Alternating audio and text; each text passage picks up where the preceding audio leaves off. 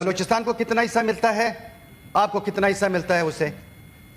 بلوچستان کا جو گوادر ہے، جو پروجیکٹ ہے، سیپک ہے، اس کا فنڈ بلوچستان کی بجائے پنجاب میں جو خرچ ہوا اس پہ بھی آپ پھر میرے ساتھ بات کر لیں. یا آپ نے 10 ارب روپے رکھ دیے. آئی پی پیز جو آپ لوگوں نے سفید ہاتھی بنایا تھا، سر آ رہا ہوں سر اسی چیز پہ، آئی پی پیز جو سر سفید ہاتھی بن گیا اس ملک کے لیے، سالانہ ہزاروں ڈالر روپے جو اس پہ خرچ ہو رہے ہیں، ہر سال بجلی چلے یا نہ چلے اس پہ آپ میرے ساتھ بات کر لیں.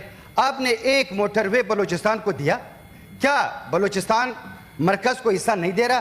کیا بلوچستان اس قابل نہیں ہے کہ وہاں پہ آپ ایک موٹر وے مجھے بنا کے دے دیں، یا وہ بھی کرپشن کا نظر ہوگا؟ Thank you sir.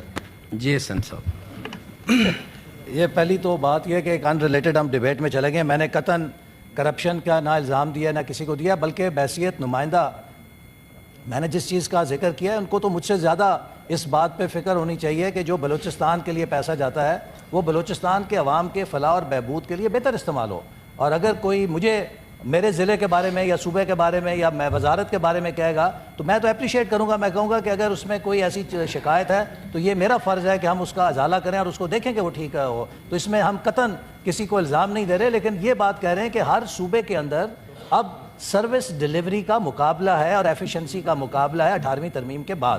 اور ہر صوبے میں جو وہاں کے نمائندے ہیں ان کا فرض ہے کہ وہ اپنی انتظامی صوبے کی صلاحیت کو دوسرے صوبوں کے مقابلے میں بہتر بنانے کے لیے توجہ کریں، نگرانی کریں، تاکہ وہاں کے عوام کا نقصان نہ ہو.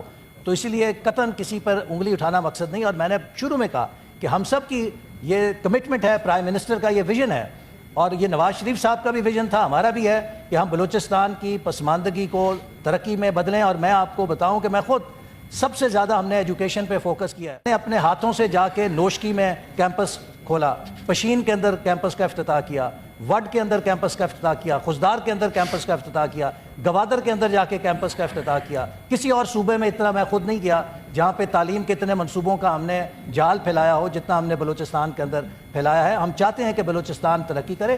انہوں نے موٹر وے کی بات کی. دیکھیے جو انفراسٹرکچر ہے وہ ہمیشہ درجوں کے ساتھ بنتا ہے. آپ کو سینیٹر صاحب یاد ہوگا کہ یہ ہماری جو کراچی اور اسلام آباد یا پنڈی کی سڑک ہے، میں نے پورے بچپن میں اس سڑک کے اوپر وہ وقت بھی دیکھا ہے جب تقریباً یہ 1.5 رویا سڑک تھی، جی ٹی روڈ جو تھی. پھر ہمیں بڑی خوشی ہوئی کہ جب جی ٹی روڈ جو ہے 1.5 رویا سے 2 رویا سڑک ہو گئی. پھر کتنی دہائیاں تک وہ 2 رویا رہی. پھر ایک ٹریفک کا ایک سطح آئی کہ جس کے اوپر اس 2 رویا سڑک کی بجائے وہاں پہ متبادل موٹر وے بنانے کی گنجائش نکلی. پوری دنیا میں جو انفراسٹرکچر ہے وہ درجہ کے بدرجہ بنتا ہے. یہ نہیں ہوتا کہ آپ پہلے دن موٹر وے سے آغاز کریں، پہلے آپ ہائی وے بناتے ہیں، پھر آپ ایکسپریس وے بناتے ہیں، پھر آپ اس کے بعد موٹر وے پہ جاتے ہیں. اور اس کی وائبلٹی وہاں پر ٹریفک جوں بڑھتی جاتی ہے، اس کی کمرشل وائبلٹی ہوتی ہے، اس کے ساتھ آپ اسے جوڑتے ہیں. جو بلوچستان ہے، گوادر سے کوئٹہ تک 2 دن کا سفر تھا. یہ الحمدللہ ہماری حکومت کو اعزاز ہے کہ ہم نے پچھلے دور میں 650 کلومیٹر کی سڑک بنائی جس سے کوئٹہ سے گوادر کا سفر 7 گھنٹے 8 گھنٹے میں سکڑ کر رہ گیا. میں اس بات کا شاہد ہوں کہ کس طرح تربت سے لے کے پنجگور سے لے کے کلات سے لے کے کوئٹہ تک کا جو پورا ایکسس ہے اس میں کس طرح ترقی ہوئی اس ایک سڑک بننے سے. اسی طرح جو سڑک کا منصوبہ یہ بسیمہ خزدار اور پھر آگے جو خزدار سے رتو ڈیرو تک والا جو سیکشن تھا، یہ کئی سالوں سے کاغذوں کے اندر بند پڑا تھا. اس کو ہم نے تیزی کے ساتھ چلایا اور اس کو بند کیا، مکمل کیا.